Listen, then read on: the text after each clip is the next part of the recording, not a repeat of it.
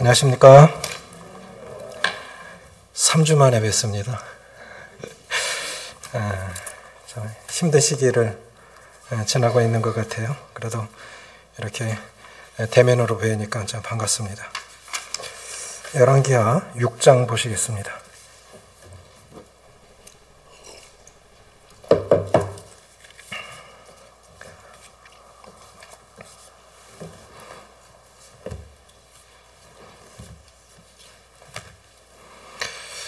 열왕기하 6장 13절부터 17절까지 같이 읽겠습니다. 시작. 왕이 이르되 너희는 가서 엘리사에게 엘리사가 어디 있나 보라. 내가 사람을 보내어 그를 잡으리라. 왕에게 아뢰어 이르되 보라 그가 도단에 있도다 하나이다. 왕이 이에 말과 병거와 많은 군사를 보내매 그들이 밤에 가서 그 성읍을 에워쌌더라.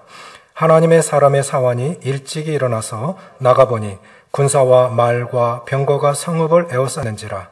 그의 사환이 엘리사에게 말하되 내 주여 우리가 어찌하리까 하니 대답하되 두려워하지 말라. 우리와 함께한 자가 그들과 함께한 자보다 많으니라 하고 기도하여 이르되 여호와여 원하건대 그의 눈을 열어 보게 하옵소서 하니 여호와께서 그 청년의 눈을 여심해 그가 보니 불말과 불병거가 산에 가득하여 엘리사를 둘렀더라. 영안이 밝아지는 비결이라는 제목으로 말씀을 드리길 원합니다. 넌센스 퀴즈 하나 낼까요? 혼자 사는 할머니하고 능력 없는 그리스도인의 공통점은 뭘까요?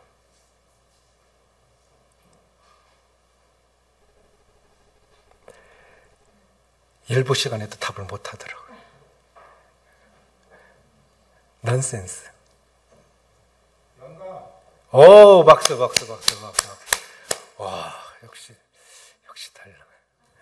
일부 시간에 많았는데 답을 못 했어요. 혼자 사는 할머니는 사람 영감이 없고 능력 없는 그리스도인은 영적인 감각이 없어요. 영감이 없다고요. 영감이 없다고 하는 뜻은 다른 말로 하면 영성이 밝지 않다라는 뜻입니다. 영성이 밝지 않다고 하는 것은 영성이라고 하는 건 보이지 않는 영을 보이는 영으로 살아내는 것인데 영성의 본질은 뭐냐면 내 안에 계신 성령님께 나의 영이 반응해서 믿는 사람 모두 안에 성령이 계시지 않습니까? 우리 안에 계신 내 안에 계신 성령님께 나의 영이 반응해서 보이지 않는 영을 보이는 것으로 살아내는 것이 영성입니다. 눈은 영성을 의미하는데 누가복음 11장에 보면은 내 몸의 등불은 눈이라. 내 눈이 성하면 내 몸도 밝을 것이요 만일 나쁘면 내 몸도 어두우리라. 그러므로 내 속에 있는 빛이 어둡지 아니한가 보라. 그리고 우리 속에 있는 우리는 언제 눈이 열렸습니까? 우리 마음의 눈은 언제 열렸습니까? 예수 그리스도를 주와 구주로 영접할 때 우리 마음의 눈이 열렸는데 살아가면서 이런저런 이유들로 우리 눈이 어두워져요. 몸이 1000냥이면 눈은 몇 냥? 900냥이라고 그러죠. 몸이 1000냥이면 눈은 900냥이라고. 눈은 굉장히 중요하고 굉장히 소중한 것인데 이 영안, 우리 마음의 눈은 열렸는데 예수 그리스도를 개인의 주로 영접해서 마음의 눈은 열렸는데 이런저런 일 아니면 걱정거리 이런 것들로 인해서 우리의 이 마음의 눈이 어두워질 때가 많이 있습니다. 성경에서는 한 사람의 생애를 한 줄로 기록한 곳이 참 많습니다. 모세의 경우에 신명기 마지막 장에 보면 모세가 죽을 때 나이 120세였으나 그의 눈이 흐리지 아니하고 그 기력이 쇠하지 아니하였더라. 그냥 한 줄. 그 생애 전체가 결국은 뭘 말하는 겁니까? 그가 죽을 때 나이 120세였으나 그의 눈이 흐리지 않을까. 눈은 영성을 의미합니다. 영성이 흐리지 않았다는 거예요. 기력이 쇠하지 않았더라. 그런데 반대되는 사람이 있죠. 엘리입니다. 제사장 엘리. 엘리의 눈이 점점 어두워 잘 보지 못하더라. 이게 결국 엘리의 생애였어요. 엘리의 눈이 점점 어두워 잘 보지 못하더라. 그래, 얼마나 영안이 어두워졌냐면 한나가 기도하고 있었는데 기도하는 사람을 술 쬐다고 말한 거예요. 그만큼 어두웠다고요. 그래서 영적으로 쇠퇴할 때의 특징은 뭐냐면 영적으로 쇠퇴할 때의 그 특징은 뭐냐면은 말씀이 희귀해요. 엘리 제사장 시대에 사무엘이 어려서 그 성막에서 섬겼을 때는 말씀이 희귀해요. 말씀이 희귀해요. 영적으로 쇠퇴할 때. 그것을 시대적인 현상으로도 볼 수 있지만 나 자신의 영적인 상태로도 볼 수 있는 거예요. 말씀이 희귀해. 유튜브에 들어가면 말씀 천지죠. 근데 내 말씀 없어요. 내가 붙잡고 오늘 순종해야 하는 말씀, 내가 붙잡고 그 약속의 말씀을 붙잡고 가야 할 그 말씀이 없다고요. 남의 말씀은 많은데 내 말씀이 없는 거예요. 말씀이 희귀해요. 그 다음에 영성이 밝지가 않아요. 세 번째, 기도하지 않아요. 모세와 엘리 제사장이 상반된 사람인데 부자지간에도 영성은 달랐습니다. 이삭이 어떤 사람입니까?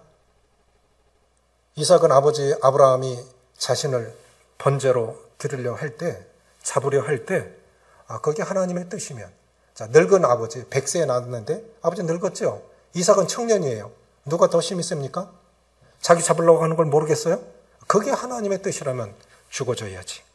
이렇게 순종하고 하나님께만, 그 아버지가 죽이는 게 아니라 하나님이 그걸 원하신다면 생을 드릴 수 있어, 목숨을 드릴 수 있어. 이랬던 사람이 이삭이에요. 그런데 노년에 죽기 직전에 어땠습니까? 에서에게 가서 사냥해서 짐승 잡아서 맛있는 요리를 해갖고 와라. 그럼 내가 너를 축복하마. 하나님 누구를 축복하라 하셨습니까? 야곱을 축복하라 하셨어요. 이미 정해진 거예요. 큰 자가 작은 자를 섬기리라. 그 하나님의 뜻이에요. 하나님의 뜻은 아버지도 못 바꾸는 거예요. 사람이 못 바꾸는 거예요. 그런데 그걸 바꾸려고 한다고요. 이미 큰 자가 작은 자를 섬기리라고 그렇게 하나님의 뜻이 정해졌는데도 아버지가 바꾸려 하잖아요. 영성이 흐려지니까. 그런데 야곱은 달랐어요. 야곱의 이름의 뜻은 속이다, 빼앗다. 이런 뜻, 나쁘게 말해서 사기꾼이에요. 아버지도 속이고 거짓말 잘하고 뭐 이렇게 사기쳤던 사람인데 결국은 나중에는 자식에게 속고 결국 인생을 외삼촌에게도 속다. 사람은 행한 대로 다 받아요. 참 두려운 거예요. 참 두려운 거예요. 행한 대로 받는다고. 그런데 야곱이 이제 애굽으로 내려가서 이제 죽을 때가 다 돼서 요셉이 두 아들을 데리고 와서 아버지에게 내 자녀들을 축복해 주십시오. 당시 족장의 축복은 그대로 하나님의 축복입니다. 그런데 야곱이 축복할 때 이렇게 축복한 거예요. 장자에게, 므낫세에게 오른손을 올려야 되는데 에브라임에게 올린 거예요. 오른손을. 그러니까 요셉 마음이 안 편한 거예요. 아버지 그게 아닌데요? 그럴 때 야곱이 뭐라 그럽니까? 나도 안다. 내가 이렇게 눈이 지금 잘 안 보이지만 나도 안다. 이도 한 민족의 대련이와 큰 자가 작은 자를 섬기리라. 부자지간인데도 이삭이 어떤 사람이에요? 자기 목숨까지도 하나님의 뜻에 내놓았던 사람인데 늙어갈 때는 그랬다고요. 하나님의 뜻을 자기가 바꾸려고 그래요. 그런데 야곱은 처음에는 사기꾼으로 살았어요. 그런데 늙을 때는 영이 맑았다고요. 나도 안다, 내 아들아. 나도 안다. 무엇을 기도하고 계십니까? 점점 살아가면서 기도가 되어지는 것은 모세처럼 살고 싶어요. 고린도후서에 그런 말씀이 있죠. 우리 겉사람은 쇠폐하나 우리 속은 날로 새롭도다. 모세 죽을 때 나이 120세였으나 그 눈이 흐리지 아니었고 그 기력이 쇠하지 아니었더라. 정말 영이 맑았으면 좋겠어요. 그래서 아름답게, 명예롭게, 은혜롭게, 행복하게 살다 갔으면 좋겠습니다. 그럴 것 같으면 왜 우리가 영안이 밝아야 될까요? 예수님을 구주로 영접을 해서 우리 눈은 이미 열렸어요. 그런데 살다 보면 이런 걱정 저런 걱정 아니면 개인의 감정 문제 뭐 별별 것들이 어우러져 갖고 자꾸 영안이 흐려지는 거예요. 왜 우리의 영안이 밝아야 될까요? 사도 바울이 에베소 성도들을 향한 기도 속에서 답을 찾을 수 있다고 봅니다. 에베소서 1장 17절에 보면, 17절, 18절에 보면 사도 바울이 에베소 성도들을 향하여 이렇게 기도합니다. 우리 주 예수 그리스도의 하나님, 영광의 아버지께서 지혜와 계시의 영을 너에게 허락하사, 지혜와 계시의 영을 너에게 주사 하나님을 알게 하시고, 우리가 하나님 믿은 거, 하나님 안 거 성령께서 깨닫게 하신 거예요. 보여주신 거예요. 알게 하시고 너희 마음의 눈을 밝히사, 너희 마음의 눈을 밝히사 그의 부르심의 소망이 무엇이며 성도 안에서 그 기업의 풍성이 무엇이며 그 힘의 위력으로 말미암아 너에게 베푸신 능력이 무엇인지 알게 하려 하노라. 이게 세 가지예요. 우리 눈이 밝아야, 영안이 밝아야 할 이유는 첫째는 사명에 집중하게 하기 위해서요. 사명에. 영안이 밝지 않으면 사명을 모른다는 거예요. 자, 방황하는 사람들이 왜 방황을 할까? 하나님을 만나지 못해서. 그럼 그리스도인들은 왜 방황할까? 사명을 모르기 때문에. 구원받았는데도 30년 전에 제가 대명동교회에 있었을 때 이동관님이 이런 말씀하셨어요. 요즘 사람들은 구원 받았는지 안 받았는지, 구원 간증을 해도 침례를 줘도 구원 받았는지 안 받았는지 모르겠어. 변화가 없어. 그게 30년 전이에요. 그럼 지금 어떨까요? 지금 어떨까요? 진짜 눈이 열린 사람 맞나? 하나님 만난 사람 맞나? 삶의 변화가 없어요. 진짜 눈이 떠졌다면 왜 그리스도인들의 삶의 변화가 안 일어나고 왜 방황하는 걸까요? 사명을 몰라서 그래요. 사도 바울이 다메섹 도성에서 굉장히 강한 빛에 쏘여서 넘어집니다.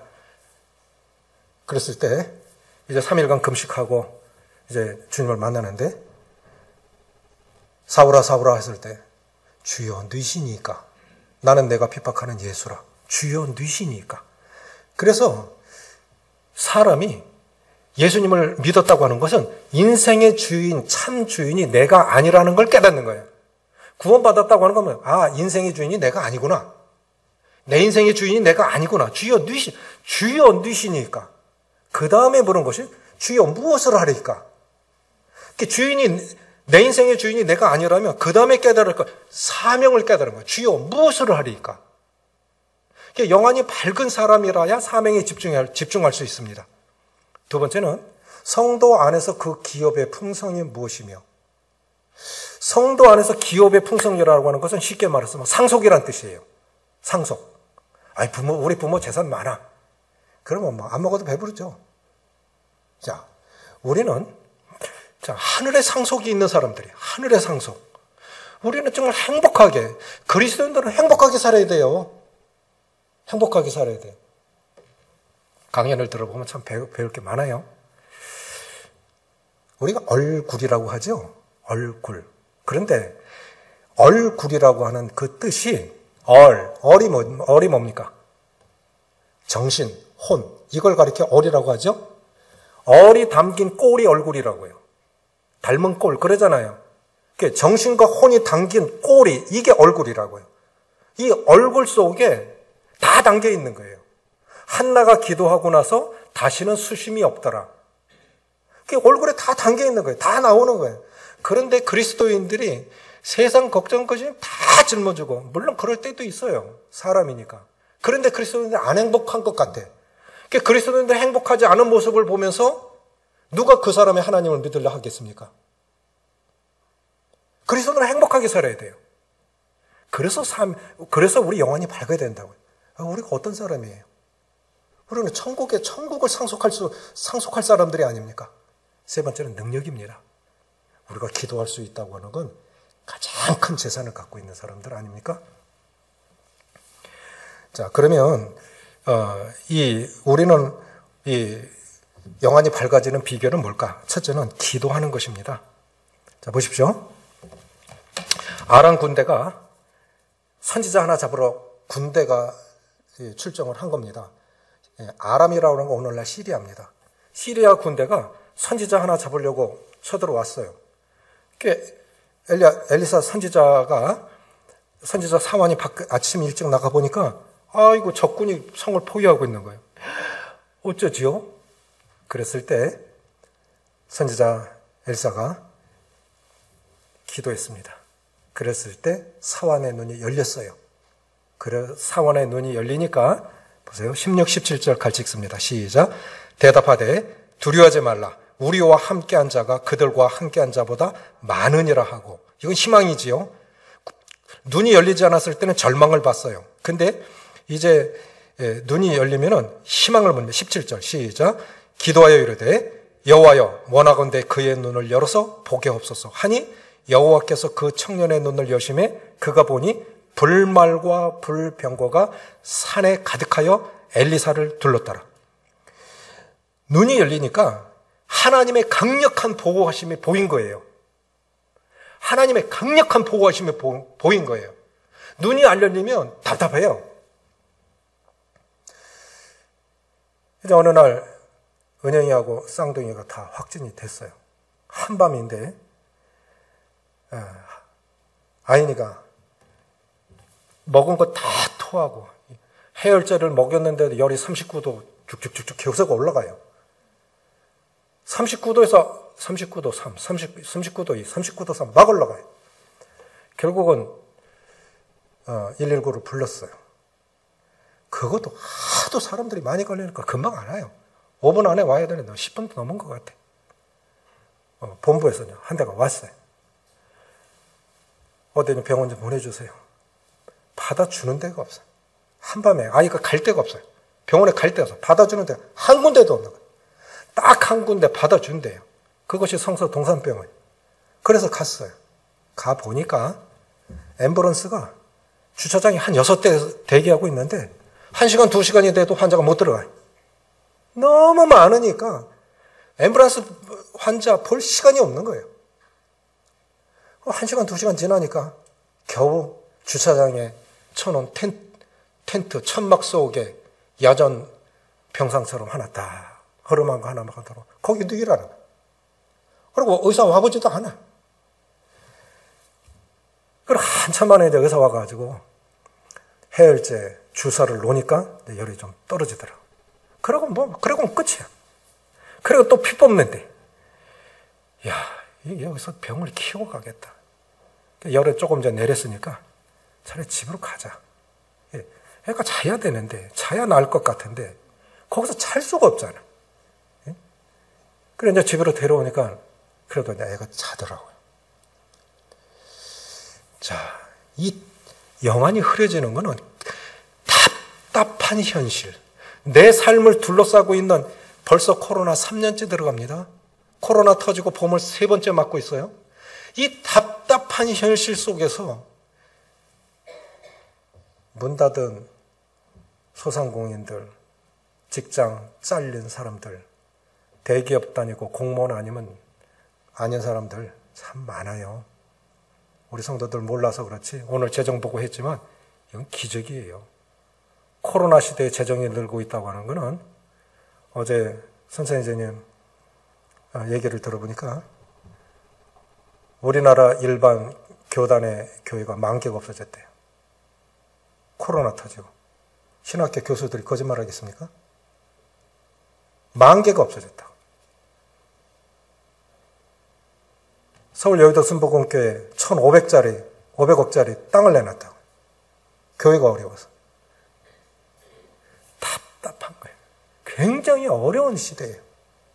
그러면 문제 속에 들어가면은 우리 영이 흐려지게 돼 있어요. 그러니까 우리 영을 뜨면 하나님의 강력한 보호하심이 보이는 거예요.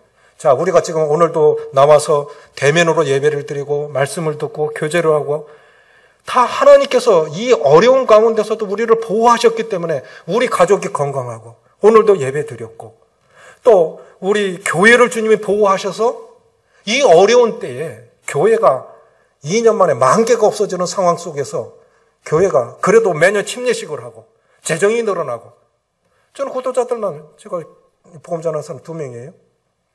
자랑이에요. 1년에 2번씩 침례식이 한다고. 재정 20% 늘었다고. 상상 못할 일이에요. 이 기적 아닙니까? 문제보다도 더 큰, 이 답답한 현실보다 더 큰 하나님의 강력한 보호하심이 있으니까 그래도 내 가족이 지금까지 살았다고요. 교회가 건강하다고요. 국가와 민족 얼마나 위험합니까? 북한은 거기 그 탄도 끝에다가 핵 실으면 핵탄도 날아오는 거예요. 참 불안하지요.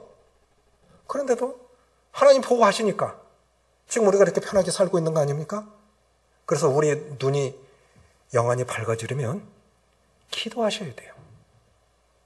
기도하지 않으면 주님이 옆에 계셔도 못 느껴요. 예루살렘에서 엠마오로 내려가는 사람들 주님이 옆에 계셨는데도 못 느끼는 거예요. 기도하지 않으면, 영안이 밝지 않으면 문제에 대한 답이 옆에 있어도 모릅니다. 하갈이 이스마엘 낳고 좀 교만했어요. 그래서 쫓겨났습니다. 그리고 식량과 물 한 가족 부대를 갖고 쫓겨났는데 물 다 마시고 나니까 이제 죽어야 되잖아요.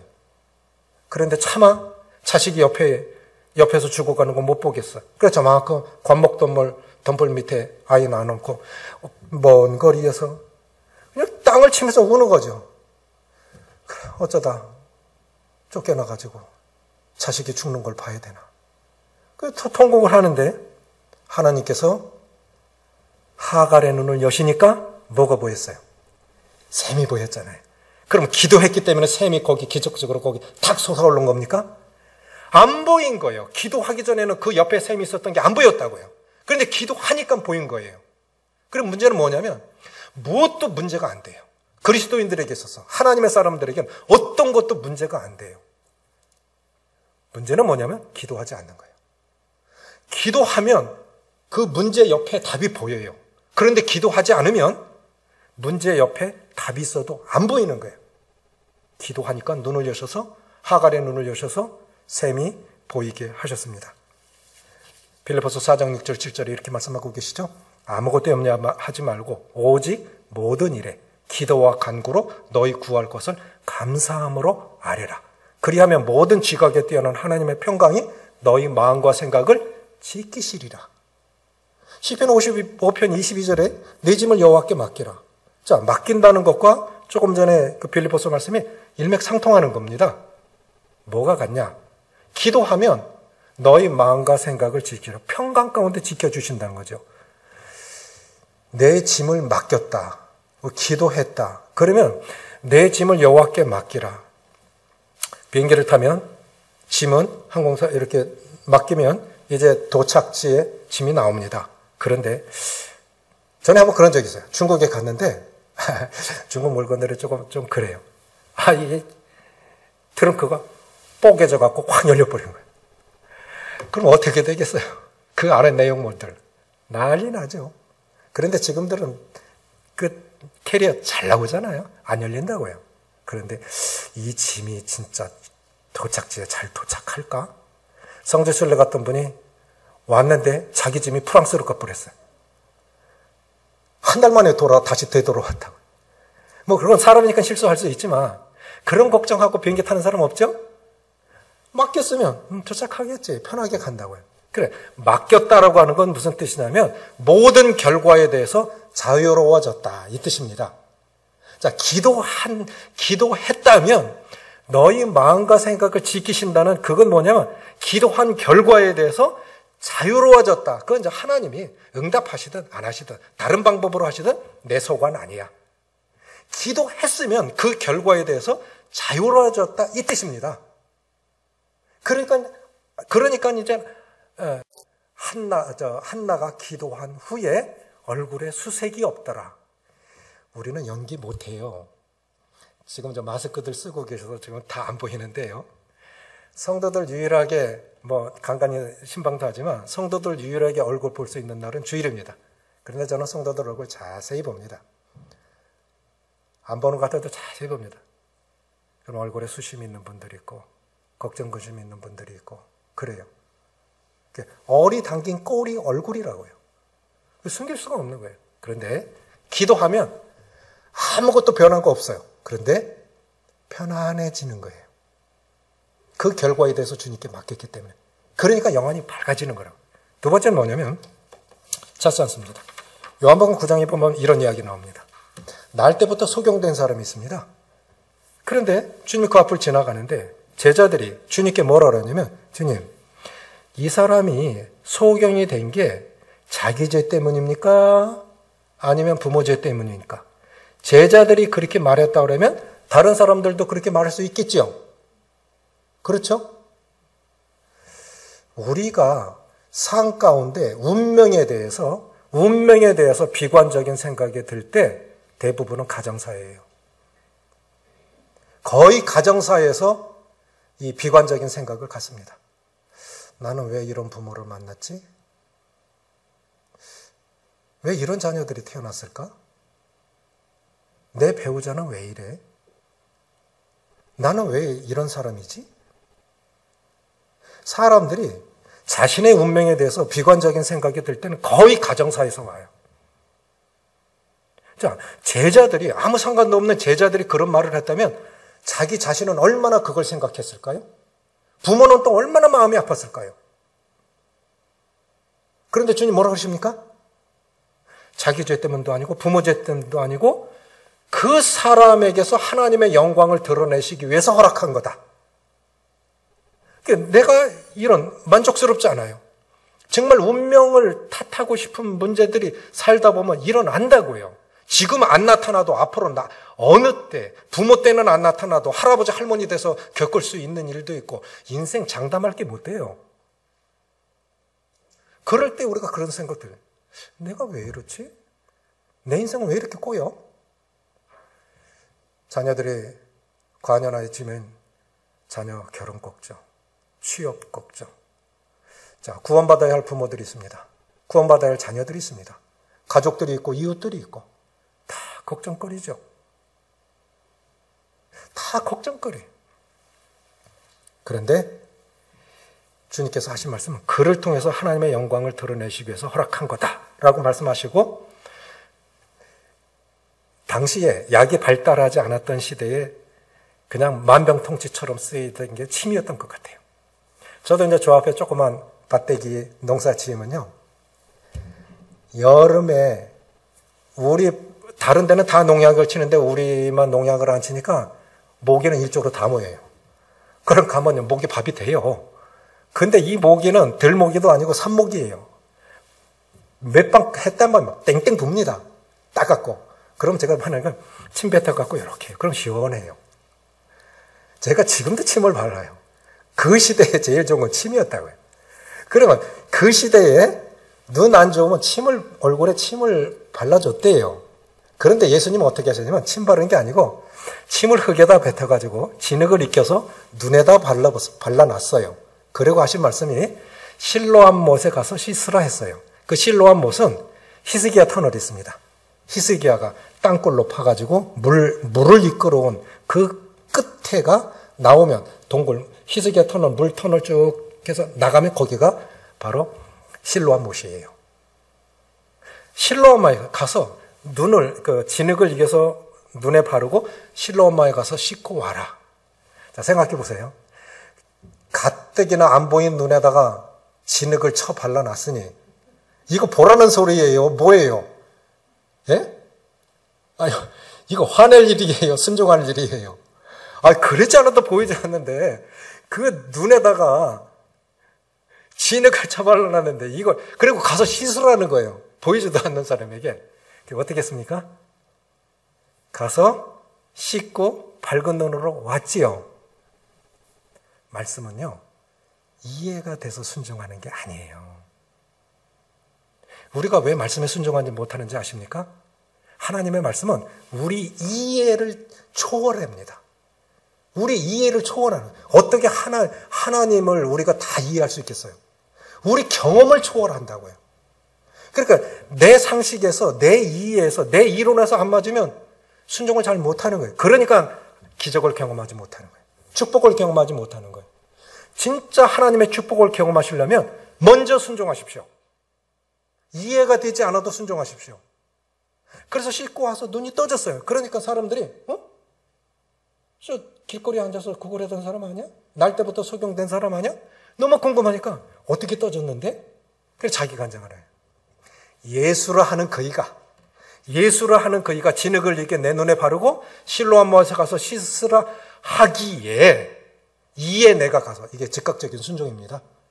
이해 안 가는 일이죠. 그런데 이에 가서 씻고 왔더니 보이더라. 열왕기상 17장에 보면 이제 엘리야에게 하나님께서 사르밧 과부에 가서 공개를 받으라 해요. 그런데 그 사르밧 과부는 이제 3년 6개월 동안 비가 안 오니까 양식 다 떨어졌어요. 통에 한 움큼 가루밖에 없습니다. 그걸 마지막으로 구워 먹고 죽으려고 하고 있는데 엘리야라고 하는 사람이 와가지고 먼저 그것을 구워서 내게 가져와라. 그리고 물도 가져와라. 그러면 내 통에 이 흉년이 끝날 때까지 통에 가루가 떨어지지 않고 병에 기름이 떨어지지 아니할 거다. 자, 이게 쉽게 순종할 수 있는 일입니까? 만약에 내가 내 아이 하나만, 독자 하나만 데리고 살고 있는데 마지막으로 한 끼 먹고, 한 끼 먹어? 자식에게 주죠. 어머니 안 먹겠지요. 그걸 어떻게 어머니가 먹어요? 자식에게 주겠죠. 그런데 자식 생명과 같은 그 한 끼 떡을 자기에게 먼저 달래. 먼저 그것을 내게 가져오고, 하나님께서 누군가를 축복하실 때는 순종을 먼저 요구하세요. 먼저 그것을 가져오고, 내게 가져오고. 그렇게 했을 때 엘리야가 말한 대로 됐습니다. 그래서 축복의 원리는요, 말씀대로 하였더니 말씀대로 되더라는 거예요. 저는 작게나마 그걸 경험했어요. 말씀대로 하였더니 말씀대로 되더라는 거예요. 지금도 그 말씀은 변함이 없습니다. 한 말씀이라도 순종해 보세요. 하나님께서 우리를 축복하실 때는 먼저 순종을 요구하십니다. 순종하면 기적을 경험하실 수 있어요. 눈이 열릴 수 있어요. 세 번째 뭐냐면 누가복음 24장에 보면 예루살렘에서 엠마오로 두 제자가 내려갑니다. 그런데 여인들이 이미 굴이 비어 있다고, 주님 시신이 없어졌다고 주님의 부활을 얘기를 했어요. 그리고 두 제자 베드로와 요한도 갔다 오고 나서 주님이 부활하신 것 같다 얘기했는데 안 믿어지는 거예요. 안 믿어지니까 예루살렘에서 하여간 내려가는 거는 좋은 게 아니에요. 올라가야지. 예루살렘에서 엠마오로 내려가는데 눈이 가리워지니까 예수님이 옆에 계셔도 안 보이는 거예요. 영적으로 눈이 가리워지면, 영안이 가리워지면 주님이 곁에서 말씀하셔도 환경으로 말씀하시고, 사람으로 말씀하시고, 말씀으로 말씀하시고, 기도 속에서 말씀하시고, 여러 모양으로 말씀하셔도 우리의 영안이 가려지면 옆에서 주님이 말씀하시는 거 못 봅니다. 마더 테레사 수녀가 노벨상 받고 나서 자기 신부에게 편지를 보냈는데 요즘 하나님이 안 느껴져요. 요즘은 하나님이 안 느껴져요. 늘 함께 하셨는데 요즘은 안 느껴져요. 영안이 어두워졌다는 거예요. 덴마크 철학자 키에르 케코르가 이런 말을 했어요. 죽음에 이르는 병이 있다. 이 책 제목입니다. 죽음에 이르는 병이 있다. 죽음에 이르는 병이 뭐죠?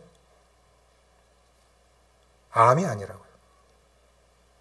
죽음에 이르는 병은 절망이라는 병이에요. 절망이라는 병. 그래서 키에르 케코르가 하는 말이 바로 요한복음 11장 말씀을 이해하는 거예요. 나는 부활이요 생명이니 나를 믿는 자는 죽어도 살겠고 무릇 살아서 나를 믿는 자는 영원히 살리라. 내가 이것을 믿느냐? 그게 안 믿어진 거예요. 주님의 부활이 안 믿어지는 거예요. 그게 왜 안 믿어지고 실망하고 내려간 것일까요? 두 제자가 기대한 것은 주님이 죽으시는 게 아니에요. 주님 죽으시면 안 되는 거예요. 주님 사셔서 이스라엘을 정치적으로 회복시켜줘야 되는데 주님이 너무 허무하게 힘없이 죽어버리신 거예요. 그러니까 너무 실망해버린 거예요.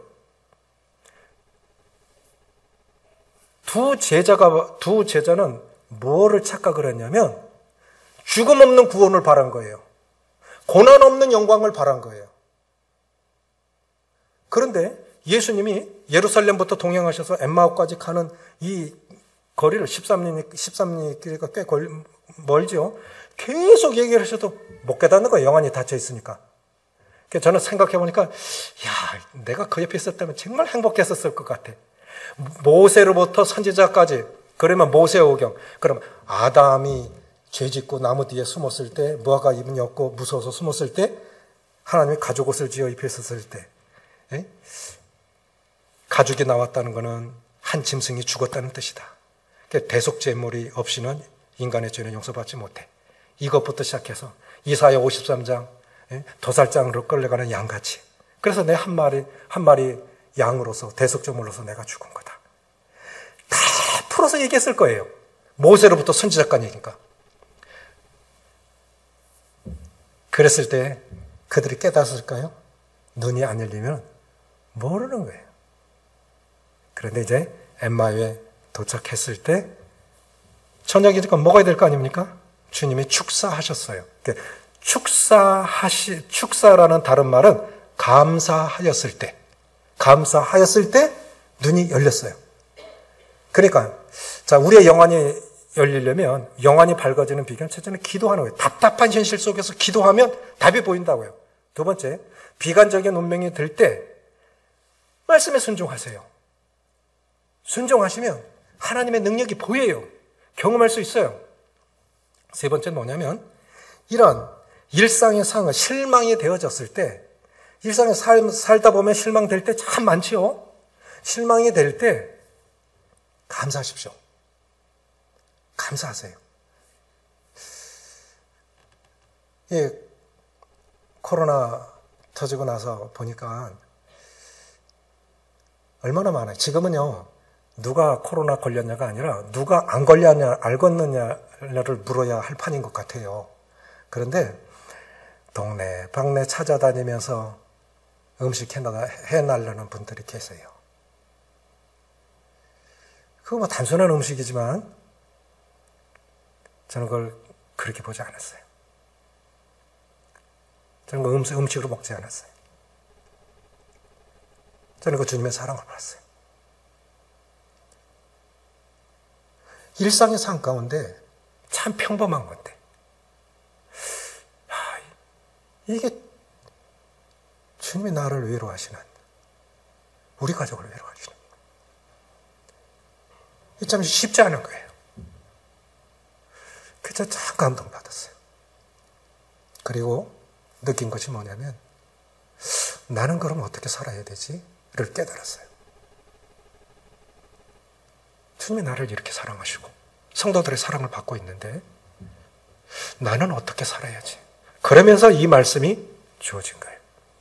영안을 열어서 모세처럼 죽을 때까지 그 눈이 흐리지 아니하고 기력이 쇠하지 아니했던 것처럼 밝게, 행복하게, 누군가를 위해서 내가 할 수 있는 은사와 재능을 가지고 살아야지.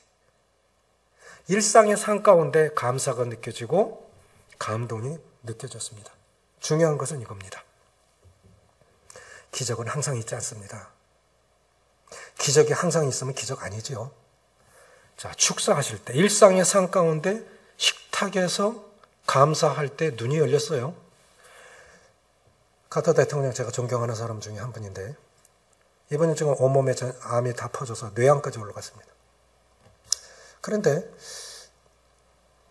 퇴임하고 노벨상 받은 사람은 카터밖에 없어요. 현직에 있을 때도 노벨상 받기가 힘들어요. 근데 이분은 퇴임하고 노벨상을 받았어요. 근데 이분이 누군가를 초청하면 식탁에서 너무너무 많이 감사한대요. 식탁에서. 식탁이 예배인 거예요, 예배. 일상의 삶이 예배가 돼버려요. 많이 감사하는 거예요. 중요한 것은 이겁니다. 자, 이런 변화가 일어났다고 하면, 자, 예수님께서 축사하실 때 이제 두 제자, 그런데 전승에 의하면 한 사람은 글로발하고 이름이 기록되어 있죠. 그리고 한 사람은 안 나와 있죠. 그런데 전승에 의하면 이 글로바가 누구냐면 우리 주님의 육신의 아버지 요셉의 형이래요. 그리고 또 한 사람은 그의 아들이라는 겁니다. 그러니까 이분들은 12사도에 들지는 않았지만 이 초대교회의 중요한 분들 중에 한 분들이었을 거예요. 그런데 이제 실망한 거예요. 자기 기대대로 안 되니까 실망하고 주님께 실망해서 내려갔는데 눈을 여서 보니까 말씀이 풀어지고 주님이 보여주고 느껴지니까 이제 이미 저녁이고 해가 졌는데 그 즉시로 예루살렘으로 올라갑니다. 그래서 제자들이 모인 곳에 가서 나도 부활하신 주님을 봤다. 이렇게 증언하잖아요. 나도 부활하신 주님을 봤다. 그러면 중요한 건 이거예요. 좀 말씀 잘 들었어요. 여기서 끝나요. 그러니까 변화가 안 되는 거예요. 영안이 열렸으면 그 다음에 뭘 해야 되느냐? 소명의 자리로 돌아가야 됩니다. 소명의 자리로. 눈이 열리고 나니까 그들이 머무를 곳은 엠마오가 아니라 예루살렘이었어요. 예루살렘. 거기 가서 뭐 한 거예요? 나도 부활하신 주님을 봤다. 그럼 우리의 영안이 열렸다고 하는 건 무엇입니까? 그곳이 가정일지, 그곳이 직장일지, 어딜지 모르겠지만 어쨌든 그곳이 소명의 자리여야 됩니다. 그 소명의 자리에서 부활의 주님을 나타내셔야 돼요. 그것이 변화의 결과예요. 그래서 영안을 열어주신 거예요. 소명을 감당하시는 우리 성도님들 되시기를 바랍니다. 자, 말씀을 요약합니다. 영안이 열리면 영안이 밝아야 할 이유, 사명에 집중하기 위해서. 두 번째, 행복하게 살기 위해서. 행복하셔야 돼요. 세 번째, 일상의 삶 가운데, 평범한 삶 가운데 감사하며 사시기 위해서 영안이 밝아야 됩니다. 기도하시겠습니다. 아버지 하나님, 지금까지도 참 쉽지 않은, 어쩌면 누군가의 고백처럼 사막이 아름다운 것은 어딘가에 샘이 숨겨져 있기 때문이라고 했던 것과 같이 사막 같은 인생을 살아가면서 구원의 우물에서 우리 영혼의 목마름을 해결할 수 있도록 주님 저희들을 축복해 주셨고, 또 때때로 우리 허기지고 영안이 흐려질 때, 기도할 때 우리의 영안을 여셔서 우리가 하나님 없이도 방황했던 자들인데 하나님 안에 살면서도 방황하는 자들이 되지 않도록 사명을 따라 사는 저희들 될 수 있도록 도와주시옵고, 또 우리 생각에 이해되어지지 않는 말씀일지라도 먼저 순종하면 축복하시는 하나님의 축복의 원리를 삶 속에 잘 적용할 수 있도록 도와주시기로 나왔고, 또 일상의 삶 가운데 먼 데가 아니라 주님께서 예루살렘에서 엠마오로 내려가는 제자들에게 영안이 어두워져서 주님 곁에 계셨지만 알지 못했지만 식탁에서 감사하실 때 눈을 열어서 보게 하셨습니다. 그리고 주님은 다시 보이지 않으셨습니다. 항상 주님 보이는 거 아니지만 눈이 열렸다면 이미 경험한 그 감동, 그 감격, 그 은혜, 그 기적을 가지고 남은 삶을 넉넉히 살아가는 능력이 될 수 있도록 우리 모두를 축복하시기로 원하며 우리 주 예수님의 이름으로 감사하며 기도합니다. 아멘. 감사합니다.